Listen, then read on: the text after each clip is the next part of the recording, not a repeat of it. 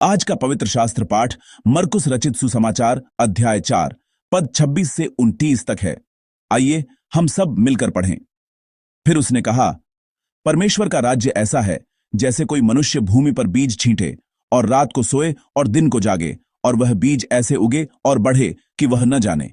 पृथ्वी आप से आप फल लाती है, पहले अंकुर, तब बाल, और तब बालों में तैयार दाना। परंतु जब दाना पक जाता है तब वह तुरंत हंसिया लगाता है, क्योंकि कटनी आ पहुंची है। आमीन। मरकुस 4:26-29 के वचन के आधार पर आज मैं आपके साथ भरोसा रखते हुए प्रतीक्षा करने का एक दिन शीर्षक से संदेश साझा करना चाहता हूं। मुझे खेती का कोई अनुभव नहीं है। जिन लोगों ने जीवन भर खेती को अपना पेशा बनाया है या जो वर्षों से सप्ताहांत में खेती करते आए हैं, उनके सामने मेरी यह कहानी अनुभव कहलाने के योग्य नहीं है। एक समय मैंने अलग अलग प्रकार के छोटे बीज खरीदे और उन्हें छोटे छोटे गमलों में बो दिया। मैं बगीचे को थोड़ा संवारना चाहता था, लेकिन उस समय मैंने गमलों पर नाम की पर्चियां नहीं लगाईं। परिणाम स्वाभाविक ही था। समय बीतने के बाद मुझे यह भी याद नहीं रहा कि मैंने क्या बोया था। मैंने जो अधिकतर पौधे लगाए थे वे धूप में सूख कर मर गए। काश उन्हें कोई बेहतर मालिक मिला होता।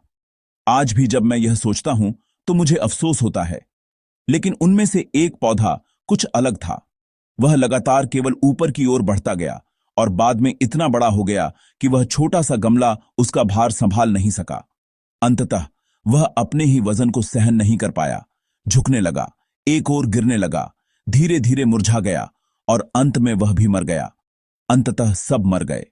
सुबह सुबह पौधों को मार देने की बातें करना शायद उचित न लगे, लेकिन चाहे मैं असफल हो जाऊं, परमेश्वर का राज्य कभी मुरझाता या समाप्त नहीं होता।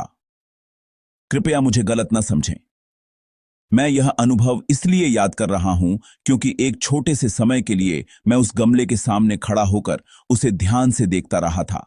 मैंने तो केवल बीज बोया था, लेकिन एक दिन मैंने देखा कि अंकुर निकल आया है। मैंने उस क्षण को अनुभव किया जब जो जीवन दिखाई नहीं देता था वह बाहर प्रकट हुआ। हम इसे अंकुरित होना कहते हैं। एक बार जब अंकुर निकल आता है तो वह रुकता नहीं बल्कि लगातार बढ़ता रहता है। यह बात मुझे बहुत आश्चर्यजनक लगी। जैसे ही वह बढ़ना शुरू करता है, हर दिन बदलाव साफ दिखाई देने लगता है। कल आज से अलग होता है और आज कल से अलग होता है। किसी क्षण मन में यह विचार आता है, यह इतना बड़ा कब हो गया? निश्चित ही जो लोग पौधों को पेशे के रूप में उगाते हैं या वैज्ञानिक सोच के अभ्यस्त हैं, वे कह सकते हैं, पास्टर, इसके पीछे तो पूरा सिद्धांत है। लेकिन मेरे जैसे व्यक्ति के लिए यह बस अद्भुत था। किसी भी व्याख्या से पहले विस्मय ने मुझे घेर लिया। आज के पाठ में यीशु बीज के बोए जाने और उसके बढ़ने की प्रक्रिया के द्वारा परमेश्वर के राज्य के विषय में दृष्टांत सुनाते हैं। पद 26 और 27 में वह कहते हैं, परमेश्वर का राज्य ऐसा है जैसे कोई मनुष्य भूमि पर बीज छींटे और रात को सोए और दिन को जागे, और वह बीज ऐसे उगे और बढ़े कि वह न जाने। आमीन। इस दृष्टांत का मुख्य संदेश स्पष्ट है। वृद्धि का कर्ता मनुष्य नहीं बल्कि परमेश्वर है। मनुष्य बीज बोता है। पाठ में कर्ता स्पष्ट रूप से मनुष्य ही है।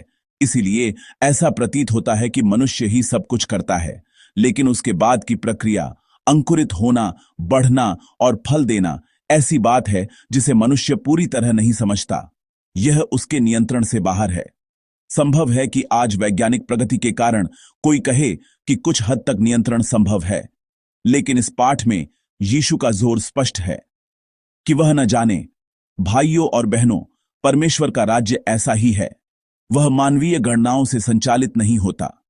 हम केवल आशा के साथ प्रतीक्षा कर सकते हैं, और यह प्रतीक्षा विश्वास पर आधारित होती है। बाइबल जिस प्रतीक्षा की बात करती है वह निष्क्रिय होकर कुछ न करने की स्थिति नहीं है। प्रतीक्षा करने का अर्थ सब कुछ छोड़ देना नहीं, बल्कि यह स्वीकार करना है कि हम मालिक बनने की कोशिश नहीं करेंगे। मरकुस 1:15 में यीशु यह घोषणा करते हैं, समय पूरा हुआ है और परमेश्वर का राज्य निकट आ गया है। मन फिराओ और सुसमाचार पर विश्वास करो। यहां परमेश्वर का राज्य के लिए यूनानी शब्द हे बासिलिया टू थ्यू है। यह सुनने में किसी स्थान जैसा लगता है, लेकिन वास्तव में यह परमेश्वर के शासन और उसकी संप्रभु गतिविधि को दर्शाता है। यीशु जिस परमेश्वर के राज्य की बात करते हैं वह केवल भविष्य में जाने की जगह नहीं है, बल्कि वह परमेश्वर का शासन है जो अभी से हमारे जीवन में कार्य करना शुरू कर चुका है। हमें परमेश्वर के राज्य को केवल मरने के बाद जाने वाले स्वर्ग या स्वर्गलोक के रूप में नहीं समझना चाहिए। हमें यह याद रखना चाहिए कि यह राज्य हम इस पृथ्वी पर भी अनुभव कर सकते हैं। इसलिए अनेक धर्मशास्त्री कहते हैं, परमेश्वर का राज्य मनुष्यों द्वारा बनाया गया कोई तंत्र या आदर्श समाज नहीं है, बल्कि वह घटना है जिसमें परमेश्वर आज भी कार्य कर रहा है। इस दृष्टिकोण से देखें तो यीशु के समय में भी कई लोगों ने परमेश्वर के राज्य को गलत समझा। कुछ क्रांतिकारी थे जो इसे अपने बल से स्थापित करना चाहते थे। कुछ व्यवस्था के विद्वान थे जो यह गणना करना चाहते थे कि राज्य कब आएगा। कुछ फरीसी थे जो कठोर व्यवस्था पालन के द्वारा इसे शीघ्र लाना चाहते थे। लेकिन यीशु आज के पाठ में स्पष्ट करते हैं कि कोई भी इस प्रकार से परमेश्वर के राज्य को नहीं पा सकता। परमेश्वर का राज्य न तो जबरदस्ती खींचा जा सकता है, न गणनाओं से अपने अधिकार में किया जा सकता है, और न ही मानवीय उत्साह से नियंत्रित किया जा सकता है। पद 28 में लिखा है, पृथ्वी आप से आप फल लाती है, पहले अंकुर, तब बाल, और तब बालों में तैयार दाना। आमीन। यहां आप से आप के लिए यूनानी शब्द ऑटोमेट प्रयोग किया गया है, जिसका अर्थ है स्वाभाविक रूप से, अपने आप। इसी से अंग्रेजी शब्द ऑटोमेटिक बना है। इसका अर्थ लापरवाही नहीं है, बल्कि यह दर्शाता है कि परमेश्वर की निरंतर क्रिया मानवीय आंखों को दिखाई नहीं देती। परमेश्वर कभी काम करना नहीं छोड़ता, लेकिन उसका तरीका न तो हमारे नियंत्रण में है और न ही पूरी तरह समझ में आता है। इसलिए जो व्यक्ति परमेश्वर के राज्य को जानता है, उसकी केवल एक ही मुद्रा होती है, धैर्यपूर्वक प्रतीक्षा करने वाला विश्वास। पाठ का अंत पद 29 में होता है, परंतु जब दाना पक जाता है तब वह तुरंत हंसिया लगाता है, क्योंकि कटनी आ पहुंची है। आमीन। भाइयों और बहनों, कटनी का समय मनुष्य तय नहीं करता, न बीज बोने वाला इसे निर्धारित करता है, बल्कि वह परमेश्वर जो वृद्धि देता है।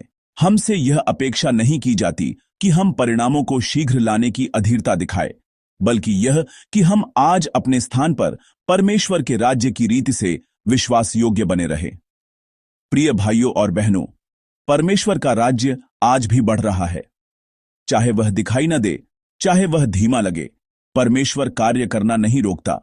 आज हम क्या करते हैं उससे अधिक महत्वपूर्ण हमारी मनःस्थिति है।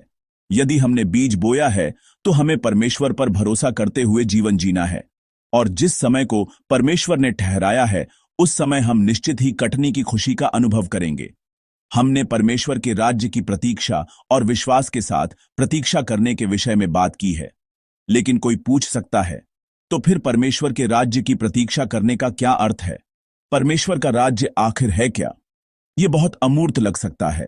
जब हम आज का दिन जीते हैं तो किस दृष्टिकोण और किस मनोभाव के साथ हमें इस प्रतीक्षा को जीना चाहिए? क्योंकि कटनी का समय परमेश्वर निर्धारित करता है। हमें अधीरता को छोड़कर विश्वास की प्रतीक्षा शुरू करनी चाहिए। मैं आज के दिन के लिए 3 व्यावहारिक बातों का सुझाव देना चाहता हूं। पहला, अपनी चिंता की हंसिया को नीचे रख देना। कई बार जब अंकुर दिखाई नहीं देता या वृद्धि धीमी लगती है तो हम परिस्थितियों को जबरदस्ती बदलना चाहते हैं। ऐसा मत कीजिए। उन परिणामों को छोड़ दीजिए जिन्हें आप नियंत्रित नहीं कर सकते, और केवल उस दिन की जिम्मेदारी निभाइए जो आपको सौंपी गई है। कल की चिंता कल पर छोड़ दो। यह यीशु के वचन हैं। जब हम सो रहे होते हैं तब भी परमेश्वर काम कर रहा होता है। आइए हम उस परमेश्वर पर भरोसा करें और चिंता की हंसिया को नीचे रखें। दूसरा, हम ऐसे लोग बने जो प्रार्थना से पानी देते हैं। बीज बोने के बाद किसान वर्षा की प्रतीक्षा करता है। परिणाम परमेश्वर को सौंप देना चाहिए। प्रार्थना परिणामों को नियंत्रित करने का साधन नहीं है, बल्कि स्वयं को परमेश्वर की रीति के अनुरूप ढालने का समय है। आज हम जिनसे मिलते हैं उनके लिए दयालुता के बीज बोए और हमें सौंपे गए कार्यस्थल में ईमानदारी का जल दें। तीसरा, अंत में हम परमेश्वर की गति पर भरोसा करते हुए प्रतीक्षा करें। भले ही आज हमें कोई प्रत्यक्ष फल दिखाई न दे, भले ही हम परमेश्वर के राज्य की लालसा रखें, लेकिन कोई तुरंत परिणाम न दिखे, फिर भी निराश न हो। परमेश्वर कभी देर नहीं करता। हम ही अक्सर आगे निकलने की कोशिश करते हैं। परमेश्वर के राज्य की घड़ी कभी गलत नहीं होती। इसलिए ऐसे मन के साथ जीवन जीते हुए मैं आशा करता हूं कि आज रात जब हम सोने जाएं, तो हम इस स्वीकारोक्ति के साथ दिन समाप्त कर सकें। मैं विश्वास करता हूं कि आज भी परमेश्वर ने मेरे जीवन के खेत को जोता है। मैं विश्वास करता हूं कि आज भी परमेश्वर ने मेरे जीवन में अपना राज्य स्थापित किया है। निष्कर्ष के रूप में प्रिय भाइयों और बहनों, परमेश्वर का राज्य आज भी बढ़ रहा है, भले ही वह दिखाई न दे। परमेश्वर का ऑटोमेट, उसका रहस्यमय हाथ कभी विश्राम नहीं करता। आज आपको कौन सी हंसियां नीचे रखनी है? आपके जीवन के किस क्षेत्र में परमेश्वर वृद्धि दे रहा है, लेकिन आपकी अधीरता उसे हिला रही है? आज का दिन ऐसा हो कि हम अधीरता को छोड़कर परमेश्वर पर भरोसा करें। जब हम विश्वास के साथ आज का जीवन जीते हैं, तो परमेश्वर निश्चित ही सबसे उत्तम समय पर हमें भरपूर कटनी की खुशी प्रदान करेगा।